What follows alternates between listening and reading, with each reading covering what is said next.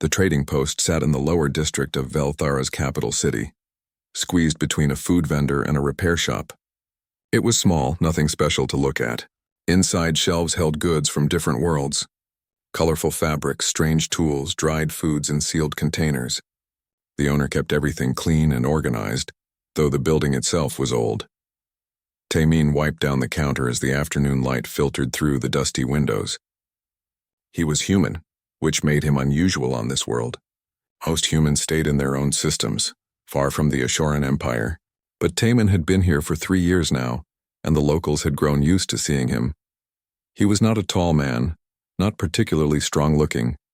His face was kind, his movements gentle. When customers came in, he greeted them with a warm smile and fair prices. When beggars appeared at his door, he gave them food without asking questions. His sister Hyejin worked with him most days. She was younger, quick with numbers and good at finding the best trade routes. Together, they made enough to live comfortably, though they would never be rich. That afternoon, a figure in a simple cloak entered the shop. The Ashoran wore the clothing of a common worker, the kind who labored in government buildings. Her insectoid features were partly hidden by the hood, but Tamin could see her compound eyes studying his wares with interest.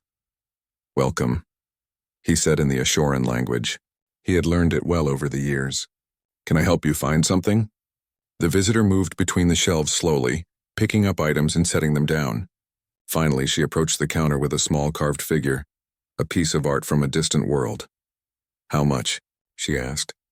Her voice was smooth, educated. Tamin named a fair price. She paid without haggling, which was unusual. Most customers here negotiated everything. As she turned to leave, a thin Asheran child stumbled through the door. The young one's exoskeleton looked dull from malnutrition. "Please," the child whispered. "Food, anything." Tamin moved quickly. He grabbed a package of protein bars and a container of dried fruit. "Here, take this." He pressed them into the child's hands. "Come back tomorrow if you need more."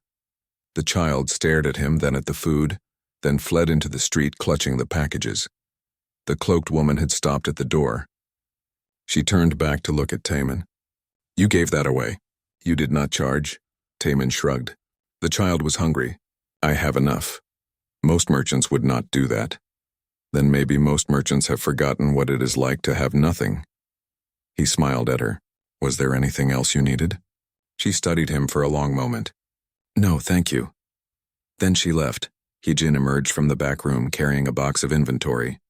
"That was one of the refugees, wasn't it? The ones from the border conflicts?" "Yes, there are more every week." Tamin helped her set down the box.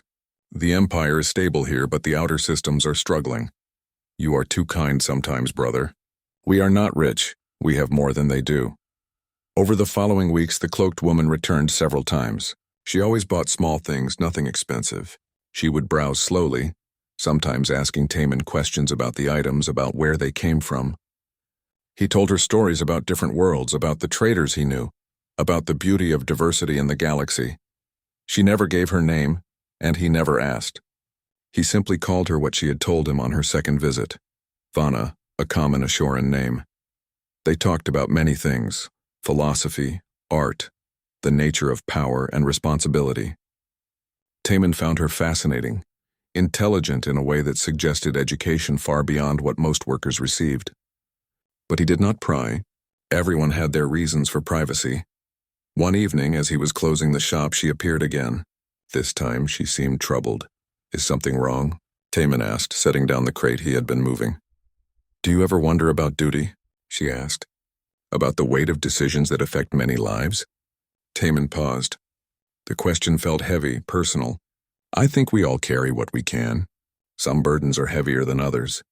But no one should carry them alone. And if you have no choice, if the burden is yours by birth, by position," he moved closer, his expression gentle, "then I would hope that person finds someone who sees them, not just their burden. Someone who reminds them they are more than their duty." She looked at him for a long time. In the dim light of the shop, he could see something like sadness in her alien features. "You are a strange human, Tamin. I have been told that before." Months passed. Vana came regularly. Sometimes they talked for hours after he closed the shop. Other times she simply sat in the corner and watched him work, as if his quiet routine brought her peace. Hyejin noticed, of course. Your friend visits often, she said one day, her tone teasing. She seems lonely, Taemin replied. You care about her. He nodded slowly. I do. Does she know you are? No, he interrupted gently. And it does not matter. That person does not exist anymore. One night Vana arrived after dark. The shop was closed, but Taemin was still inside reviewing his accounts. She knocked and he let her in immediately. I need to tell you something, she said. Her voice trembled slightly. What is it? I have not been honest with you about who I am. Taemin felt his chest tighten, but he kept his expression calm. We all have our secrets. Mine is larger than most. She reached up and lowered her hood completely. Then she touched a device on her wrist. The simple clothing shimmered and changed, transforming into elaborate royal garments. Jewelry appeared, the symbols of ultimate authority. Taemin's eyes widened. He recognized those symbols. Everyone in the Empire did. You are Queen Rivana, she finished. Ruler of the Ashoran Empire. The silence stretched between them. Taemin's mind raced, but his body remained still. I am sorry I deceived you, she continued. I wanted to know you as a person, not as someone performing for royalty. I wanted to see who you truly were, and his voice was barely a whisper. Who am I? She stepped closer. You are the kindest person I have ever met. You are genuine in a world of masks. You care about others more than yourself. You have shown me that power is not always loud. Sometimes it is quiet, like you, feeding hungry children and asking nothing in return.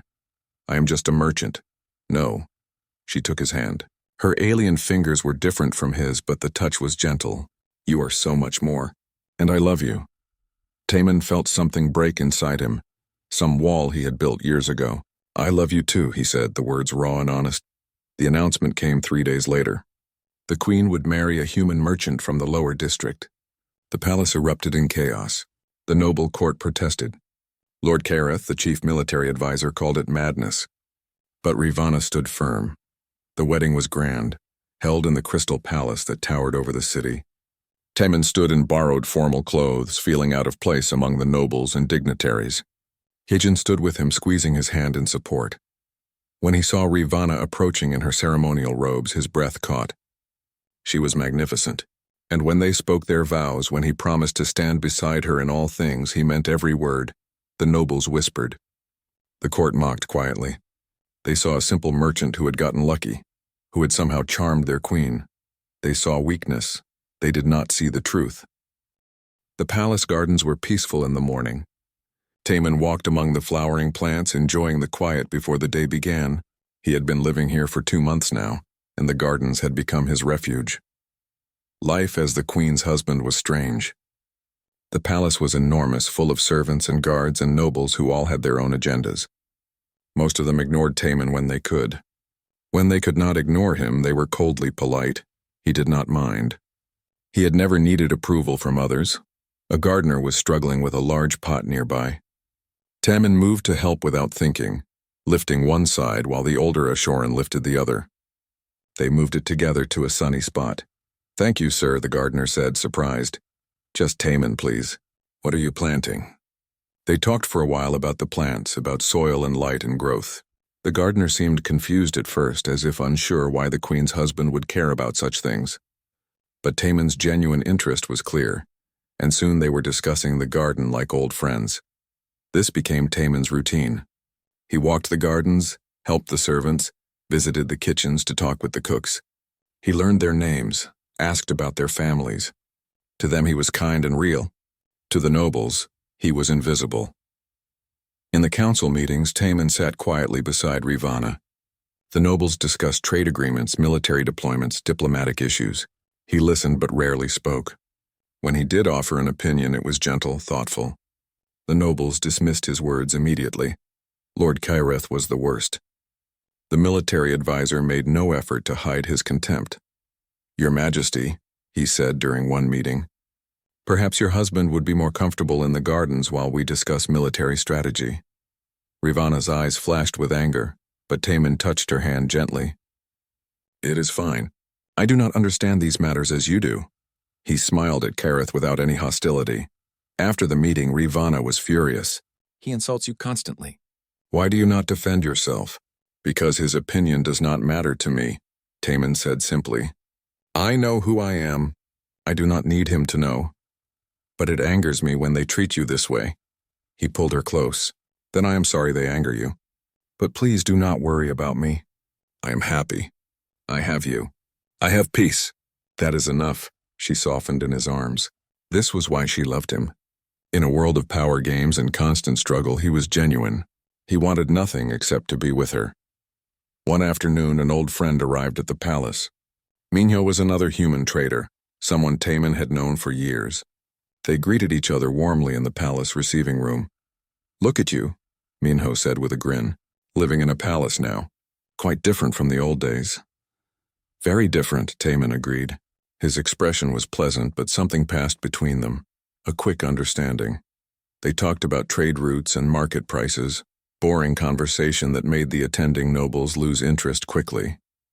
But there were moments, brief pauses, where Minho's expression grew serious and Taman gave tiny nods.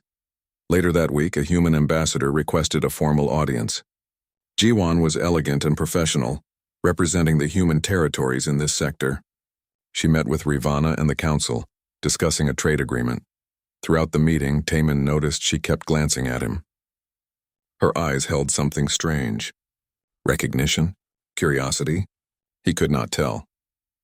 When the formal business ended, Jiwan approached him as others were leaving. It is an honor to meet you, she said carefully. Just a merchant who got lucky, Taman replied with his usual gentle smile. Her expression suggested she did not believe him. Well, if you ever need anything from the human territories, please let me know. Strange messages began appearing on Taman's personal communication device. Coded phrases that looked like spam to anyone else. He deleted them without responding, but Hijin noticed him staring at one for a long time. Brother? She asked quietly when they were alone. It is nothing. Is it them? Hijin, he said firmly but kindly. That life is over. I am happy here. Let the past stay dead. She looked worried but nodded. The nobles continued their mockery. Lady Cyrnal was particularly cruel. At a state dinner, she spoke loudly enough for many to hear. I wonder what skills a simple merchant brings to the royal bed. Perhaps he counts coins very well. The nearby nobles laughed. Taman, seated farther down the table, showed no reaction. He simply continued eating, his expression peaceful. Rivana stood abruptly, her voice cutting through the laughter. Lady Cyrnal, perhaps you should focus on your own failing estates rather than my marriage. The room fell silent. Cyrnal's face darkened with humiliation. Later in their private chambers, Rivana was still angry. I should exile her. She is afraid, Taman interrupted gently. Afraid? Of what? Of change. I represent something she does not understand. A queen who married for love rather than political advantage. It threatens the world she knows. He took Rivana's hands. Let her talk. Words cannot hurt me. You are too forgiving. Perhaps. But anger is exhausting. I prefer peace. Yet peace was becoming harder to find. Reports came to the council about strange ships at the Empire's borders. Unknown vessels, heavily armed, refusing all communication. They attacked small outposts and disappeared before defense forces could respond. In the council meetings, the debate grew heated. Some wanted to send the full military. Others urged caution. Lord Kareth argued for a massive show of force. Taman listened to it all, his expression thoughtful. Once he opened his mouth as if to speak, then closed it again. Rivana noticed. What is it? She asked later. Nothing. I was just thinking. About the border situation? Yes, but I am no military expert. Kareth knows better than I would. She studied him. Sometimes in quiet moments she saw something in his eyes, a depth that seemed at odds with his simple merchant persona. But when she looked closer, it was gone, replaced by his usual gentle warmth. The attacks at the borders continued. More ships. Boulder strikes. The council grew nervous. One night, Taman stood at the window of their chambers looking out at the city lights. Rivana came to stand beside him. What are you thinking about? She asked. About how beautiful this world is, how much there is worth protecting. You sound sad. He smiled at her, but it did not quite reach his eyes. Not sad, just grateful. For this time, for you. Why do you say it like that? Like you are saying goodbye? I am not going anywhere. He kissed her forehead. I promise. But that night she woke to find him sitting in the dark, staring at nothing. When she touched his shoulder, he flinched slightly as if pulled from deep thought. Bad dream? She asked. Something like that. He held her close, and eventually they both slept. But Ravana felt a growing unease. The attacks were getting worse. The Empire was facing a real threat. And her husband, her kind and gentle husband, seemed to be carrying a weight she could not see. In the morning, another report came. 3 border stations destroyed. Thousands dead. The enemy ships had finally been identified. The Krell Dominion, a brutal empire from the galactic south known for their ruthlessness. The council meeting was chaos. Nobles shouting over each other, Kareth demanding immediate military action, others calling for negotiations. Taman sat beside Ravana, quiet as always. But his hands, resting on the table, were completely still. No fidgeting. No movement at all. The stillness of a predator waiting, Ravana noticed. And for the first time she wondered if she really knew her husband at all. The attack came 3 days later, massive and coordinated. The Krell Dominion launched a full invasion across 3 entire border systems simultaneously. Hundreds of warships poured through jump points, overwhelming the Ashoran defense stations before they could even send proper distress calls. The news reached the palace in the middle of the night. Emergency sirens wailed through the corridors. Ravana was pulled from sleep by frantic aides, dragged to the command center while still in her nightclothes. Taman followed silently behind her. The main display showed the horror unfolding. Red markers spread across the star map like blood in water. Each marker represented thousands of lives lost. Entire stations going dark. Colonies under bombardment.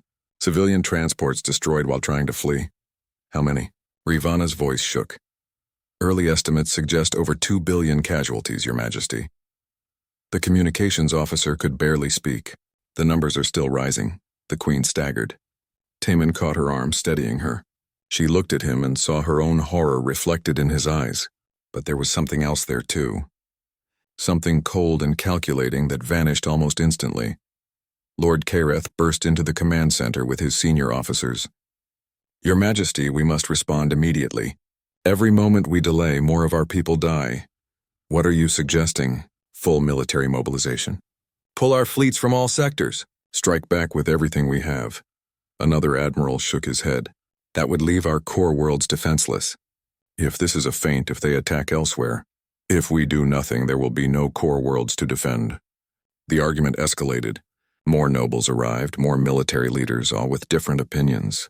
The room became chaos, everyone shouting over each other while the death toll climbed higher on the displays. Through it all, Taman stood beside his wife, silent. He watched the tactical displays with an intensity that none of the arguing officers noticed. His eyes moved rapidly, tracking fleet positions, calculating distances, noting response times. A new message appeared on the main screen. A Krell commander, his reptilian face filling the display. People of the Ashoran Empire.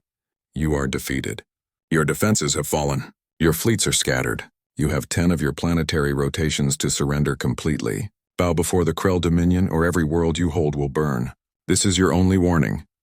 The transmission ended. The command center fell silent. We cannot surrender, Kareth said finally. Better to die fighting than to live as slaves. Easy for you to say, another noble snapped. Your family is here safe. Mine are in the outer colonies. My children are out there right now. The arguments began again, more desperate now. Ravana stood frozen, her mind struggling to process the impossible choice before her. Surrender and save her people from immediate death but doom them to slavery. Fight and watch billions more die in a war they might not win. She looked at Taman. He was still watching the displays, his gentle face now completely expressionless. What do I do? She whispered to him, quiet enough that only he could hear. He turned to her. For just a moment his eyes held something ancient and terrible. Then it was gone and he was her kind husband again. Whatever you choose, I will support you.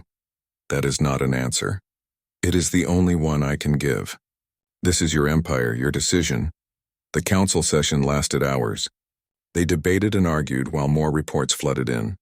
The Krell were consolidating their positions in the captured systems. Building forward bases, bringing in more ships. They were not raiding. They were conquering. By dawn, no decision had been made. Ravana dismissed the council, unable to bear another moment of their fighting. She retreated to her private chambers with Taman beside her. I am going to lose everything, she said, her voice breaking. Either I surrender and we become slaves, or I fight and watch my people burn. There is no good choice, Taman held her as she cried. He said nothing, just provided comfort with his presence. Finally exhausted, she asked, have you ever felt powerless? Completely unable to save someone you care about? His expression grew distant. Yes. What did you do? I tried anyway, even when it seemed hopeless. He pulled back to look at her. There is always hope, Ravana. Always, even in the darkest moment. She wanted to believe him. But looking at the tactical situation, at the overwhelming Krell forces, she could not see any hope at all. That night, while Ravana finally slept from exhaustion, Taman sat alone in the dark. He pulled out his communication device and stared at it for a long time. His hands trembled slightly, then he typed a message. Just a few words. The garden needs tending. He sent it to Hyojin and sat back, closing his eyes. For the first time since arriving at the palace, he looked like someone carrying a tremendous burden. In the morning, Ambassador Jiwan requested an emergency meeting with the Queen. She arrived with her security detail, her usual professional demeanor replaced by obvious urgency. Your Majesty, I need to speak with you privately. It concerns your husband. Ravana felt her heart sink. Not now, she could not handle another problem now. But she dismissed the others and listened. I know you are facing an impossible situation, Jiwan began carefully. The Krell are overwhelming. Your military advisors see no clear path to victory. If you came here to state the obvious, I came here to tell you that you have an asset you do not know about. Jiwan took a breath. Your Majesty, your husband is not who you think he is. What are you talking about? Taman is not just a merchant. 10 years ago, he was Admiral Kang Taman of the Human Defense Fleet. He is the ghost of Terra, the strategist who won the border wars against impossible odds, the man whose tactics are studied in every major military academy in known space. The words did not make sense at first. Ravana stared at the ambassador, waiting for the punchline. But Jiwan's expression remained deadly serious. That is impossible. Taman is gentle. He helps gardeners. He gives food to refugees. He knows nothing about military matters. He knows everything about military matters. He simply chose to leave that life behind. Jiwan pulled up files on her datapad. Look, these are classified records from the border wars. Ravana looked at the images. Battle reports. Strategic analyses, and in the center of them all, a younger Taman in a military uniform standing on a command deck. His expression in those old photos was nothing like the man she knew. His eyes were cold, calculating, merciless. This cannot be real. It is. And right now, he is the only person who might be able to save your empire. Ravana felt the world tilting. Everything she knew about her husband suddenly seemed like a lie. Why did he never tell me? Because that man died in the war, Your Majesty. Or at least Taman wanted him to die. He saw what his brilliance cost. Thousands of his own people dead because of his orders. He could not bear it anymore. So he disappeared, trying to find peace. Then why are you telling me this? If he wanted to leave that life behind? Because war has found him anyway. Jiwan looked at her with sympathy. And your people are dying. Ravana found Taman in the garden, sitting alone on a bench. He looked up as she approached, and something in her expression made him stand quickly. You lied to me, Ravana said. Her voice was quiet, but each word hit like a hammer. Taman went very still. What did Jiwan tell you? Everything. The border wars. The ghost of Terra. Admiral Kang Taman. She moved closer, her eyes searching his face. Who are you? Really? He looked away. I am the man who loves you. That has always been true. But the rest? The humble merchant? The simple man who knew nothing of war? Her voice rose. Was any of it real? All of it was real. He met her eyes again, and she saw pain there. I was a merchant. I did run a small shop. I did give food to refugees because it mattered to me. None of that was a performance. But you were also a military genius, a man who commanded fleets, a legend. I was a killer, he said flatly. I sent thousands of people to their deaths with my orders. Yes, we won the war. Yes, I saved humanity from conquest. But the cost, his voice broke. The cost was drowning in the blood of everyone who trusted me to keep them safe. Ravana felt her anger waver, but she pushed forward. Why did you never tell me? Because that person is dead. I killed him myself when I walked away. I wanted to be someone new, someone who helped instead of destroyed, someone who grew things instead of burning them. He reached for her hand, but she pulled back. The hurt in his eyes was terrible to see. I never lied to you about who I am. I just did not tell you about who I used to be. That is the same thing. Maybe I am sorry. They stood in silence. Around them, the garden was peaceful, completely disconnected from the chaos consuming the Empire. Finally, Ravana spoke again. Billions of my people are dead. More are dying every hour. The Krell will destroy everything I love. She looked at him, tears streaming down her face. I need help. She stopped, unable to say it. You need him, Taman finished quietly. The Admiral. The ghost. Yes, he closed his eyes. When he opened them again, they were wet. If I become him again, I might not come back. That person is poison. He consumes everything. He turns love into strategy and people into numbers on a board.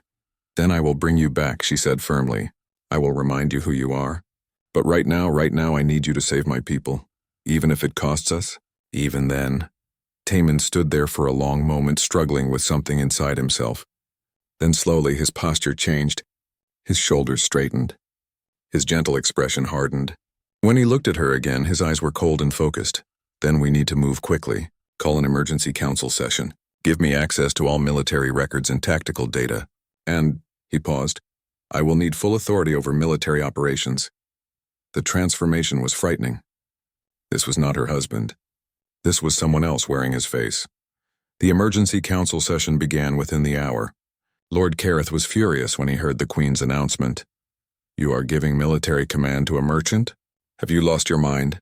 I am giving command to Admiral Kang Taman, Ravana said firmly. The ghost of Terra, the strategist who defeated 3 allied empires in the border wars. The room erupted. Some nobles had heard the legends, others dismissed them as human propaganda. Kareth looked like he had been slapped. Taman stood. Everyone fell silent, shocked by his presence. He moved differently now, each step precise and controlled. He activated the central display and began manipulating the tactical data with practiced ease. The Krell are overconfident, he said, his voice sharp and authoritative. They committed too many forces to the initial attack. Their supply lines are overextended. Their fleet formations prioritize intimidation over tactical efficiency. His fingers flew across the controls. They have 17 critical weaknesses. We are going to exploit every single one. Impossible, Kareth sputtered. We are outnumbered 3-1. Numbers mean nothing if you know how to use them. Taman brought up a new display. Here, and here. These are their logistics hubs. Poorly defended because they assume we are too broken to counterattack. We hit them with fast strike forces. Surgical, precise. Cripple their ability to resupply their forward positions.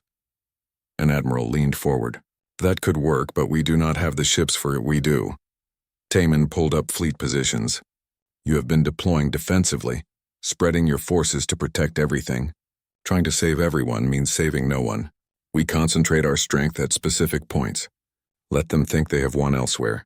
Then we strike where it hurts. He continued for an hour, laying out a complete strategic plan. Every officer in the room listened with growing astonishment. This was not theory. This was genius. When he finished, the room was silent. Finally, Kareth spoke, his voice subdued. This might actually work. It will work, Taman corrected. But people will die. Many people. I need absolute authority to make the calls that need to be made. No second guessing. No political interference. He looked at Ravana. Yes or no, Your Majesty. She wanted to hold him to find some trace of the gentleman she married. But that man was buried deep right now. You have it. Full authority. Then we begin immediately. Over the next hours, the palace transformed into a war center. Taman called in people Ravana had never seen before. Humans started arriving, each with military bearing and skills that suggested they were far more than they appeared. Minho arrived, no longer the cheerful trader. He wore a military uniform now, moving with the efficiency of a trained officer. It has been a long time, Admiral. Too long, Captain.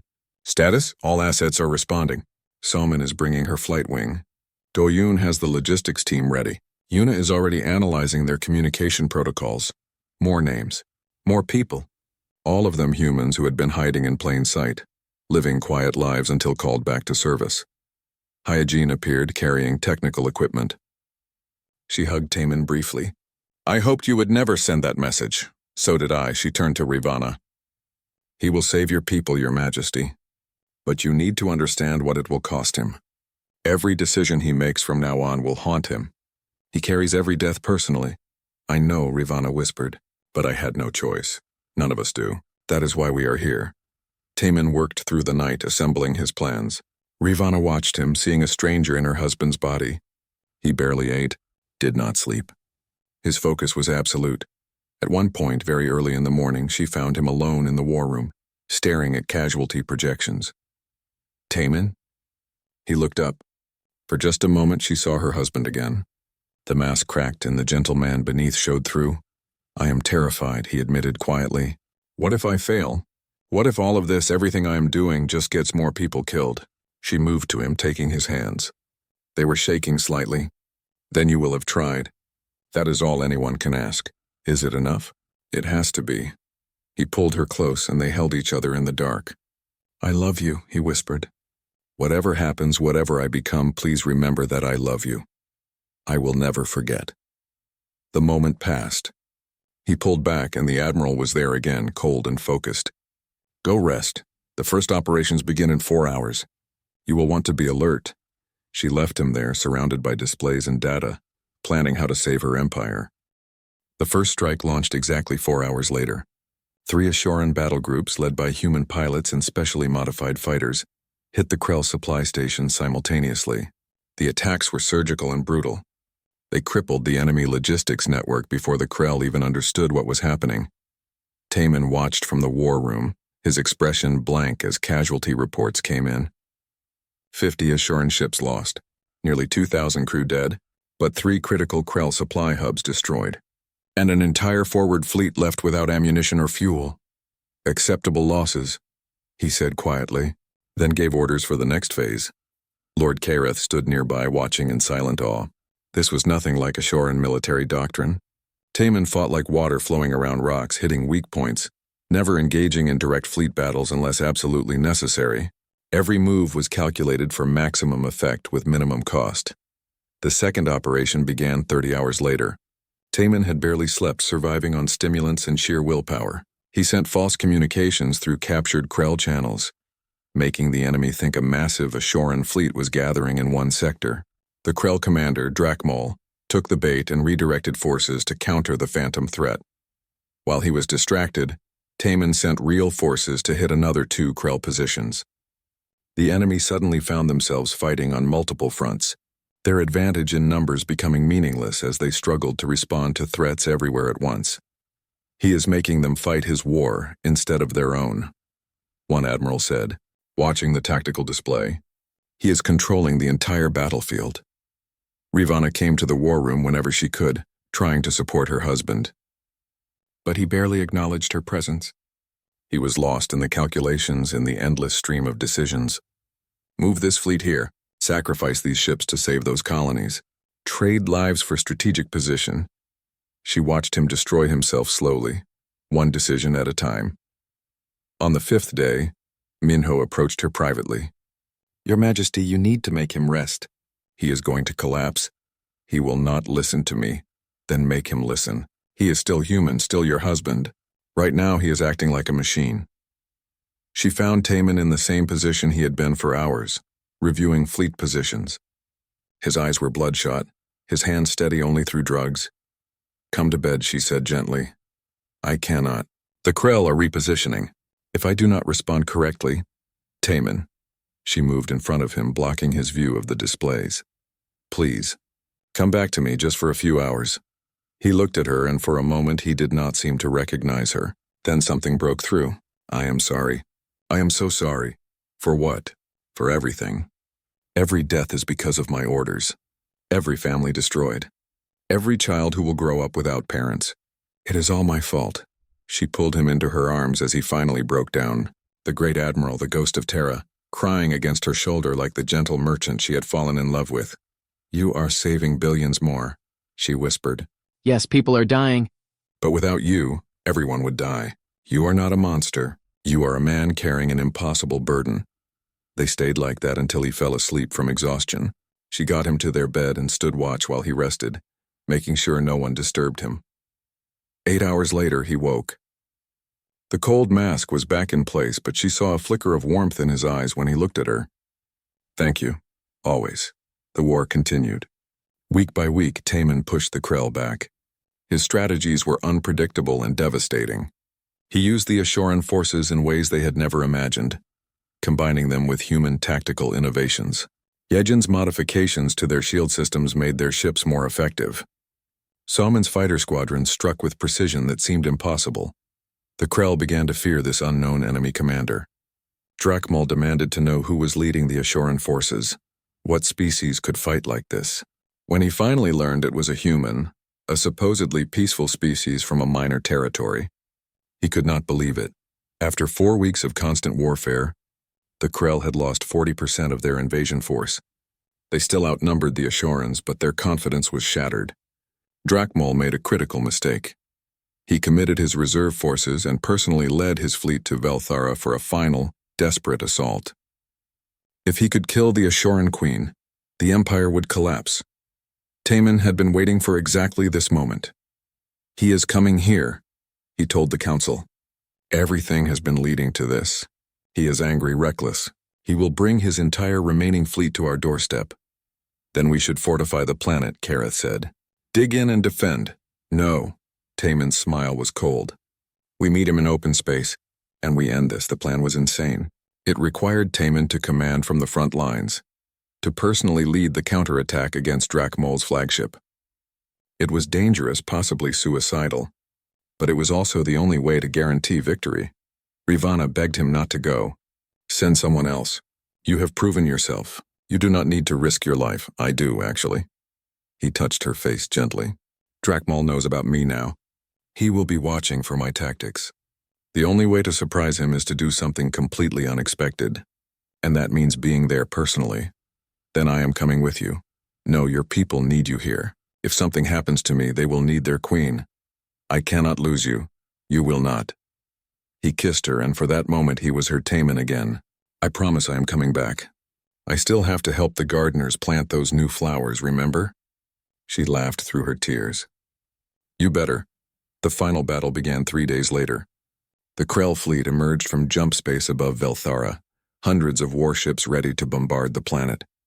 But they found the Ashoran fleet waiting, positioned in a formation that Drakmol did not recognize. Taman commanded from the bridge of a mid-sized cruiser, Minho at his side. Around them, human and Ashoran crew worked together seamlessly. They had trained for this moment. "All ships begin maneuver sequence 7, Taman ordered calmly. "Stay loose. React to their movements." The Krell fleet advanced, expecting a traditional battle. Instead, the Ashoran ships scattered in seemingly random directions. Drakmol thought they were fleeing, but it was a trap. Each Ashoran ship had a specific target, a specific role. They moved like dancers, like water flowing around the Krell formation and striking at weak points. The battle raged for hours. Ships exploded. Lives ended. The space around Velthara became a graveyard. Taman remained calm throughout, adjusting tactics in real time, responding to every Krell move with a perfect counter. He was everywhere and nowhere, his commands guiding the entire fleet like a conductor leading an orchestra. Finally, he saw his opening. Drakmol's flagship was exposed, separated from its support ships by the chaotic battle. "All ships, this is Admiral Taman.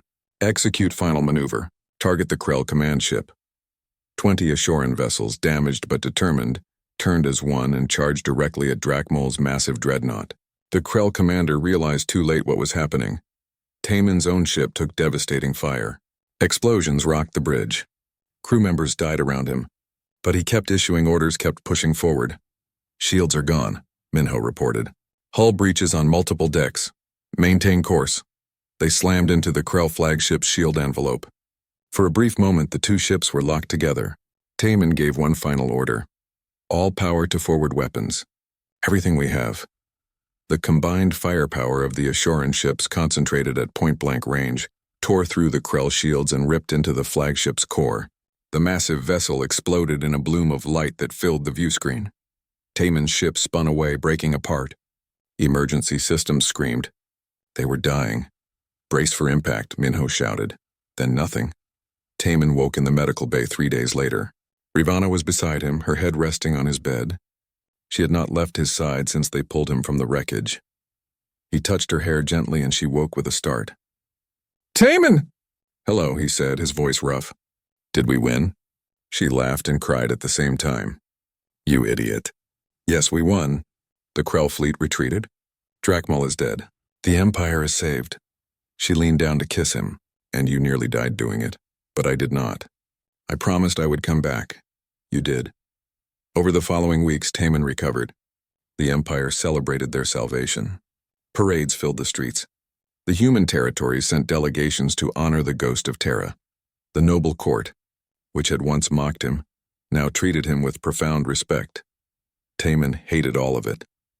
One morning, Ravana found him in the gardens again, working alongside the gardeners as if nothing had changed. He looked up as she approached, dirt on his hands, a gentle smile on his face. "There you are," she said. "Here I am." He stood, wiping his hands. "The spring flowers are coming in nicely. Would you like to see?" They walked through the garden together. He pointed out new blooms, talked about soil quality and sunlight. He was her Taman again, the simple merchant who cared about small things. But she knew the truth now. She had seen both sides of him, the gentle gardener and the brilliant warrior, and she loved them both. "Do you regret it?" she asked. "Becoming him again?" He considered the question carefully. "I regret that I had to." "I regret every death, but I do not regret saving your people. I would do it again if needed. I hope you never have to." "So do I." He smiled at her. "For now,